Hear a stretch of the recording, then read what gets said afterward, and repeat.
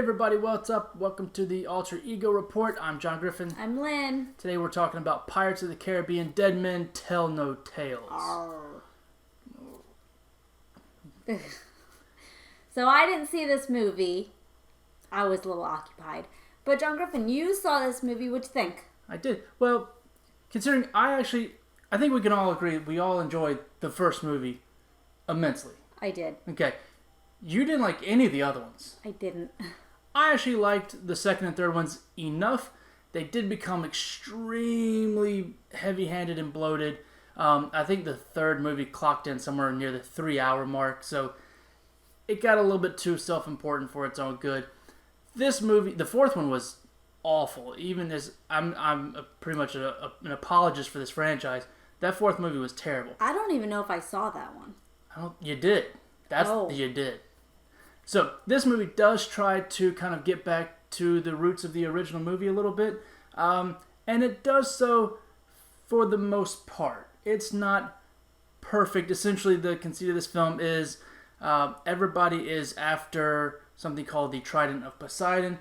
This is spoiler-free, but it's in the trailer. So, the son of Will and Elizabeth Turner is after the Trident. He's hoping to... Well, we thought it would be his son. It didn't say it in the trailer. It did. It said in William Turner, right? No. Oh, I don't know. A tad of a spoiler. Who cares? All right. So essentially, he's after the Trident because he's trying to break the curse of his dad being on the Flying Dutchman. Mm-hmm. He's trying to break that curse. Javier Bardem is mad because Johnny Depp, when he was younger, tricked him into shipwrecking himself and his crew. He's trying to get the Trident so he can break his curse. He's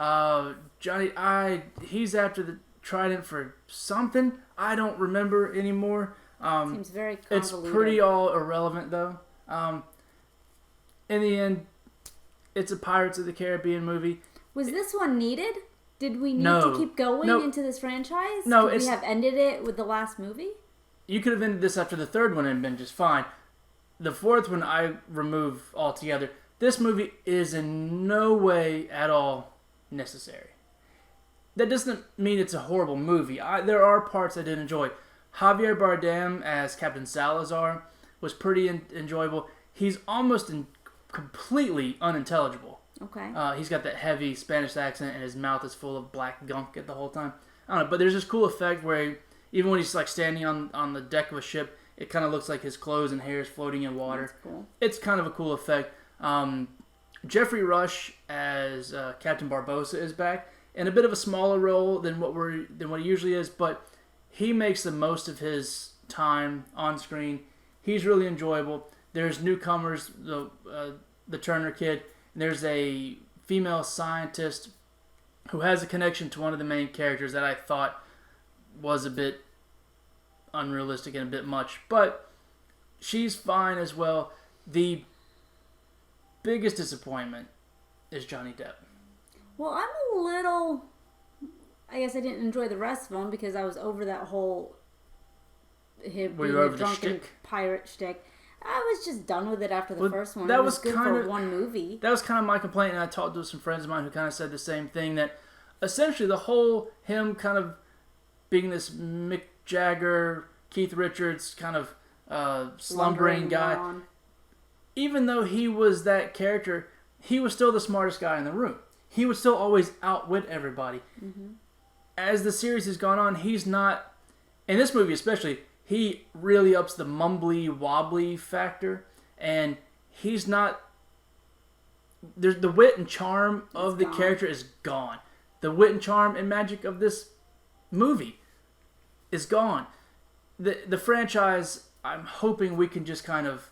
Put it to bed, at least for the next few years before they decide to reboot this with The Rock or something like that. For the next generation. I think our generation's good with it. You think about that? The Rock as Captain Jack Sparrow in the reboot?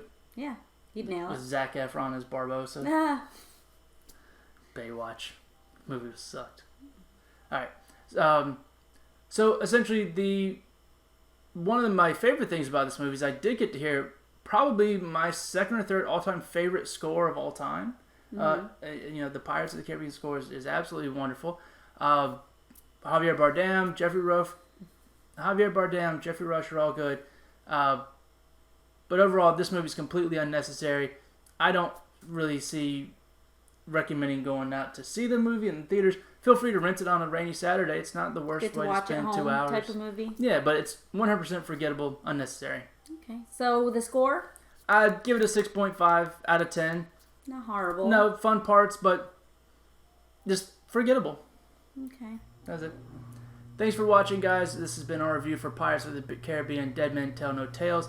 Don't forget to click the like button, comment, let us know what you thought of the movie, and don't forget to subscribe. If you want to see more in-depth reviews for movies, games, and comics, don't forget to check out our website, alteregoreport.com. Thanks, guys.